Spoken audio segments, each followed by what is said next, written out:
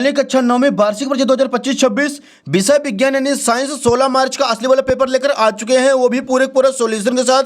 तो बच्चों आपको बिल्कुल भी टेंशन नहीं लेना है। यदि आप इस क्वेश्चन पेपर को पूरा सॉल्व कर लेते हैं तो 100% गारंटी के साथ आपके विज्ञान में 75 नंबर आने वाले हैं और आप अपनी कक्षा में टॉप करने वाले हैं। तो चलिए बच्चों, बिना टाइम वेस्ट किए सबसे पहले आप लोग यहाँ पे देखिए, प्रश्न 1 है हमारे सामने।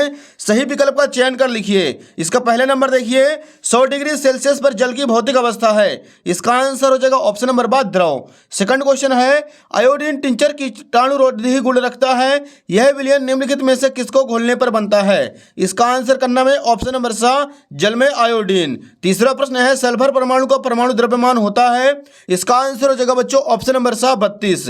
चौथा प्रश्न है, मैग्नीशियम का सही इलेक्ट्रॉनिक विन्यास है। इसका आंसर करेंगे ऑप्शन नंबर बा 282। अगला देखिए बच्चों, पांचवा प्रश्न है, लाइसोसोम उत्पन्न होते हैं। ऑप्शन नंबर बा करेंगे इसका गाल्जी उपकरण से। छठवां प्रश्न है, अस्थियों से मांसपेशियों को जोड़ने वाला संयोजी ऊतक है। इसका आंसर हो जाएगा ऑप्शन नंबर आ कंडरा। अगले देखिए बच्चों, सातवां प्रश्न है, चाल तथा वेग दोनों का मात्रक है। इसका आंसर हो जाएगा ऑप्शन नंबर बा मीटर प्रति सेकंड स्क्वायर। और आठवां प्रश्न है, प्रत्येक वस्तु अपनी अवस्था या स्थिति में परिवर्तन नहीं चाहती है वरन ऐसे किसी भी परिवर्तन का प्रयास का विरोध करती है तो वस्तु के इस गुण को जड़त्व कहते हैं। इसका आंसर हो जाएगा ऑप्शन नंबर आ। तो बच्चों यहाँ पे क्वेश्चन नंबर फर्स्ट जो है अपना पूरा कंप्लीट हो चुका है। आप लोग फटाफट इसका स्क्रीनशॉट ले लीजिए। क्वेश्चन नंबर सेकंड के लिए बच्चों मूव करते हैं अगले पेज पर। तो यहाँ पे देखिए पहले बच्चों दूसरा क्वेश्चन है, रिक्त स्थान भरिए। पहला प्रश्न है, डेड डैश प्रक्रम में गैसीय पदार्थ सीधे ठोस अवस्था में आ जाता है। इसका आंसर करेंगे ऊर्ध्वपातन। सेकंड क्वेश्चन है, अवोगाद्रो स्थिरांक 6.022 × 10⁻³ होता है। तीसरा प्रश्न है, अल्फा कणों का प्रकीर्णन प्रयोग द्वारा परमाणु के नाभिक की खोज संभव हुई है। चौथा प्रश्न है, प्लास्टिड दो प्रकार के क्रोमोप्लास्ट और ल्यूकोप्लास्ट प्रकार के पाए जाते हैं।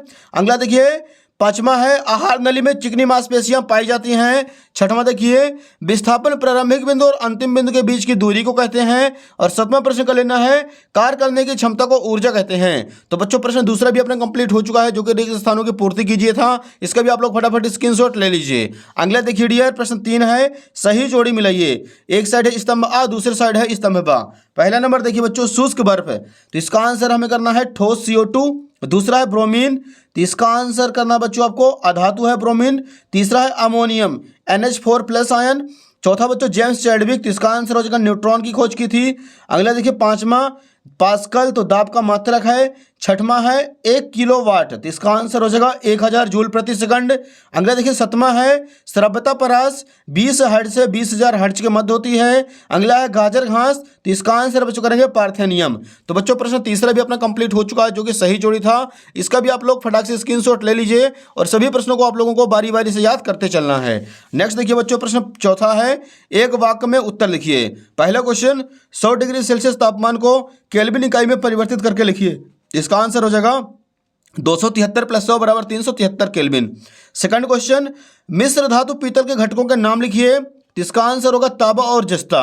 तीसरा प्रश्न है, 2 कोशिकांगों के नाम लिखें जिनका अपना DNA होता है। इसका आंसर हो जाएगा माइटोकॉन्ड्रिया और प्लास्टिड।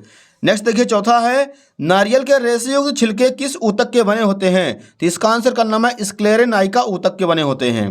पांचवा प्रश्न है, बल का मात्रक क्या है? तो इसका आंसर हो जाएगा न्यूटन। छठवां क्वेश्चन, किसी वस्तु पर 8 न्यूटन का बल लगाने पर यह बल की दिशा में 12 मीटर विस्थापित हो जाती है, तो कार्य कितना होगा? तो इसका आंसर हो जाएगा बच्चों 8 × 12 और 12 × 8 = 96 जूल। सातवां प्रश्न, रबी की 2 फसलों के नाम लिखिए। तो इसका आंसर हो जाएगा चना और गेहूं रबी की 2 फसलें हैं। तो बच्चों क्वेश्चन नंबर चौथा भी यहाँ पे अपना पूरा कंप्लीट हो चुका है। इसके आंसर आप लोग स्क्रीन में देख सकते हैं। अगला देखिए बच्चों, प्रश्न पांचवा है, वाष्पीकरण को प्रभावित करने वाले कोई 2 कारक लिखिए। तो यहाँ पे आपको लिखना है उत्तर क्रमांक 5। वाष्पीकरण को प्रभावित करने वाले कोई कारक निम्न है। पहला हो जाएगा सतह का क्षेत्रफल, दूसरा वायु की गति, तीसरा आर्द्रता की मात्रा और चौथा हो जाएगा बच्चों तापमान। तो ये हो जाएगा डियर क्वेश्चन नंबर 5 अपना कंप्लीट। अगला देखिए छठवां है, निलंबन के कोई 2 गुणधर्म लिखिए। तो यहाँ पे लिखेंगे उत्तर क्रमांक 6। निलंबन के गुणधर्म निम्न हैं। पहला दृश्यता, कणों को आंखों से देखा जा सकता है। दूसरा मिश्रण का प्रकार विषमांगी मिश्रण होता है। तो ये हो जाएगा बच्चों क्वेश्चन नंबर 6 कंप्लीट। अगला देखिए 7वां है, विलयन की सांद्रता दर्शाने वाली कोई 2 विधि लिखिए। तो यहाँ पे आपको लिख देना उत्तर क्रमांक 7। विलयन की सांद्रता दर्शाने की 2 विधि निम्न है। पहला हो जाएगा द्रव्यमान प्रति बिलियन के द्रव्यमान प्रतिशत, विलेय का द्रव्यमान बटे बिलियन का द्रव्यमान गुणे 100, और दूसरा लिखेंगे द्रव्यमान प्रति बिलियन के आयतन प्रतिशत, विलेय पदार्थ का द्रव्यमान बटे बिलियन का द्रव्यमान गुणे 100। तो ये हो जाएगा प्यारे बच्चों क्वेश्चन नंबर 7 अपना कंप्लीट। इसका आप लोग फटाक से स्क्रीनशॉट ले लीजिए। अगला देखिए बच्चों प्रश्न 8वां है, इसी के नीचे समस्थानिक के कोई दो अनुप्रयोग लिखिए। तो यहाँ पे आपको लिखना है उत्तर क्रमांक 8, समस्थानिक के दो अनुप्रयोग निम्न हैं। पहला हो जाएगा कैंसर के उपचार में कोबाल्ट के समस्थानिकों का उपयोग किया जाता है। दूसरा लिखेंगे घेंघा रोग के उपचार में आयोडीन के समस्थानिकों का उपयोग किया जाता है। तो ये हो जाएगा बच्चों उत्तर क्रमांक 8 अपना कंप्लीट। क्वेश्चन नंबर 9 के लिए मूव करते हैं बच्चों अगले पेज पर। यहाँ पे देखिए पहले बच्चों क्वेश्चन नंबर 9वां है, यदि तत्व का परमाणु क्रमांक 6 हो तो उस तत्व की संयोजकता क्या होगी और उस तत्व का नाम भी लिखिए। तो यहाँ पे लिखेंगे उत्तर क्रमांक 9, यदि तत्व का परमाणु क्रमांक 6 है तो उस तत्व की संयोजकता 4 होगी और उस तत्व का नाम कार्बन होगा और उसका संकेत C होगा। ये हो जाएगा बच्चों क्वेश्चन नंबर 9 कंप्लीट।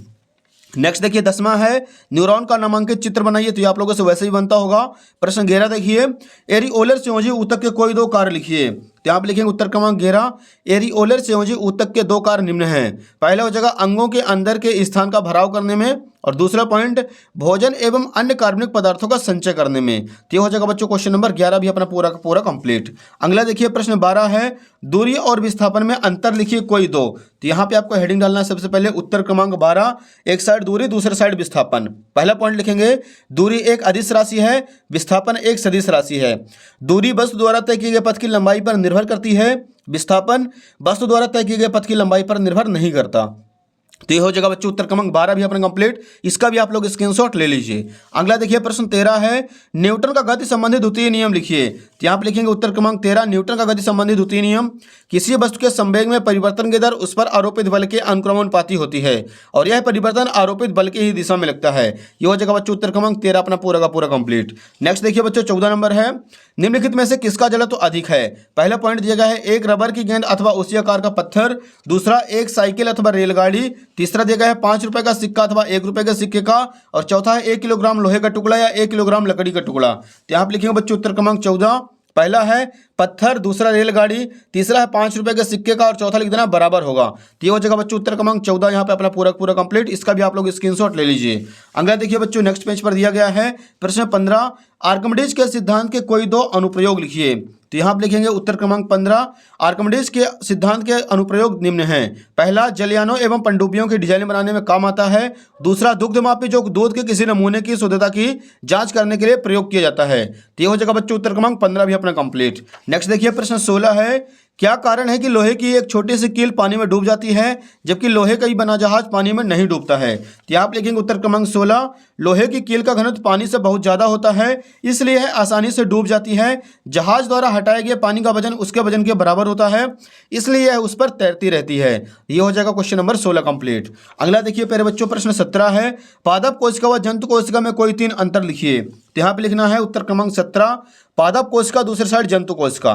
पहले पॉइंट लिखेंगे सेल्यूलोज की बनी कोशिका भित्ति पाई जाती है, कोशिका भित्ति नहीं पाई जाती है। हरित लवक पाए जाते हैं, हरित लवक नहीं पाए जाते हैं। बड़े आकार की रिक्तिकाएं पाई जाती हैं, रिक्तिकाएं नहीं होती अथवा बहुत छोटी छोटी पाई जाती हैं।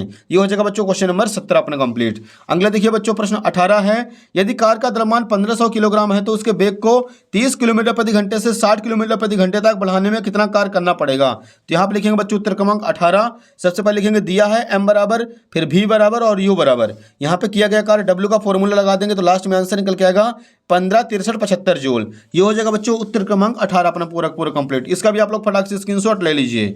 नेक्स्ट देखिए बच्चों क्वेश्चन नंबर 19 है, मधु उत्पादन के लिए प्रयुक्त मधुमक्खी में कौन कौन से वांछित गुण होने चाहिए। तो यहाँ पे लिखेंगे उत्तर क्रमांक 19, छत्ते में शहद को इकट्ठा करने की कुशल दक्षता होनी चाहिए, अपने शत्रुओं से अपनी रक्षा की समर्थ शक्ति होनी चाहिए। तीसरा पॉइंट, रानी मधुमक्खी में अधिक से अधिक अंडा पैदा करने की क्षमता होनी चाहिए। तो यहाँ पे हो जाएगा क्वेश्चन नंबर 19 भी अपना पूरा पूरा कंप्लीट। इसका भी आप लोग स्क्रीनशॉट ले लीजिए। अगला देखिए बच्चों प्रश्न 20 है, निम्नलिखित के सूत्र लिखिए। पहला है sodium oxide, aluminium oxide, sodium sulphide, calcium carbonate. तो यहाँ पे लिखना उत्तर क्रमांक 20, पहला है सोडियम ऑक्साइड Na2O फॉर्मूला, दूसरा है एल्यूमिनियम ऑक्साइड Al2O3, तीसरा है सोडियम सल्फाइड Na2S और चौथा है कैल्शियम कार्बोनेट CaCO3। तो ये हो जाएगा बच्चों प्रश्न क्रमांक 20 भी अपना कंप्लीट। इसका भी आप लोग स्क्रीनशॉट ले लीजिए। नेक्स्ट क्वेश्चन देखिए बच्चों 21 के लिए मूव करते हैं अगले पेज पर। यहाँ पे देखिए बच्चों 21 नंबर है, गति में परिवर्तन की दर को कैसे ज्ञात किया जा सकता है, इसे क्या कहते हैं, इसका मात्रक लिखिए। तो इसका आंसर लिखेंगे बच्चों, गति में परिवर्तन की दर को गति के सापेक्ष ज्ञात किया जा सकता है, इसे त्वरण कहते हैं और इसका सही मात्रक मीटर प्रति सेकंड स्क्वायर होता है। तो एक लाइन का आंसर इसको भी आप लोग कर लीजिएगा। प्रश्न 22 देखिए, लास्ट क्वेश्चन है, ध्वनि के बहुल परावर्तन के 4 उपयोग लिखिए। तो यहाँ पे लिखेंगे उत्तर क्रमांक 22, ध्वनि के बहुल परावर्तन के 4 उपयोग निम्न हैं। पहला, पराध्वनि संसूचक एक ऐसा यंत्र है जो पराध्वनि तरंगों का उपयोग करके मानव शरीर के आंतरिक भागों का प्रतिबिंब प्राप्त करने के लिए काम में आता है।